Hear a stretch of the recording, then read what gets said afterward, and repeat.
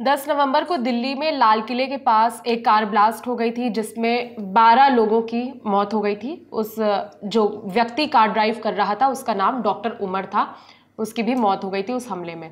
अब डॉक्टर उमर का एक लिंक सामने आया है, उसके हैंडलर का नाम सामने आया। हमारे साथ सुप्रिया है जो बताएंगी कि हैंडलर का नाम क्या था और उसके बारे में क्या दावे किए जा रहे हैं। विभावरी, जो जांच एजेंसियां हैं उनको शक है कि जो उमर था वो एक हैंडलर के संपर्क में था और उसका नाम उकासा था।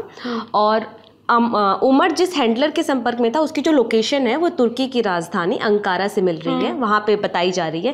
लेकिन उकासा ये नाम है, क्या वो हैंडलर का नाम है या वो किसी तरीके के कोड नेम भी हो सकता है जो आमतौर पर इस तरीके के बड़े धमाके में जो आतंकी होते हैं वो इस्तेमाल करते हैं।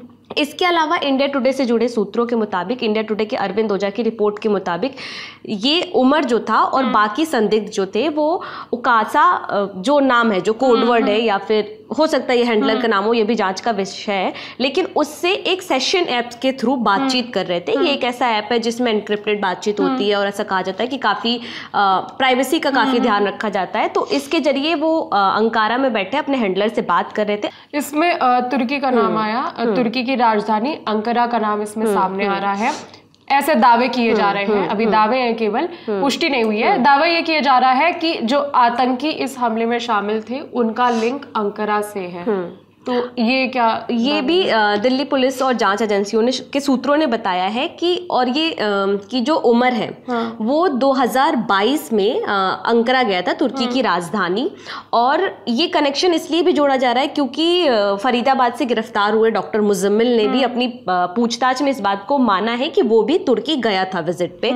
तो अब ऐसा ना हो कि ये सारे संदिग्ध जो है ये जब तुर्की गए थे तो वहीं ये जैश ए मोहम्मद के संपर्क में आए थे और वहीं से इस पूरे ब्लास्ट की प्लानिंग बनी थी। तो इसलिए इस पूरे ब्लास्ट और इसकी पूरी जो भी जांच हो रही है उसमें बार बार तुर्की की राजधानी अंकारा का जिक्र हो रहा है कि क्या वहीं पे बैठे हैंडलर ने इस पूरे ब्लास्ट की कहानी रची और बुनी थी। इसमें डॉक्टर मुजम्मिल का नाम सामने है। आपको बता दें कि डॉक्टर मुजम्मिल भी उसी यूनिवर्सिटी पे पढ़ाता था जिसपे डॉक्टर उमर पढ़ाता था, अल फलाह यूनिवर्सिटी। और डॉक्टर मुजम्मिल के ठिकाने से 2900 किलो एक्सप्लोसिव बरामद हुए थे। अभी वो गिरफ्तार किया गया है और इन्वेस्टिगेशन चल रही है, पूछताछ चल रही है।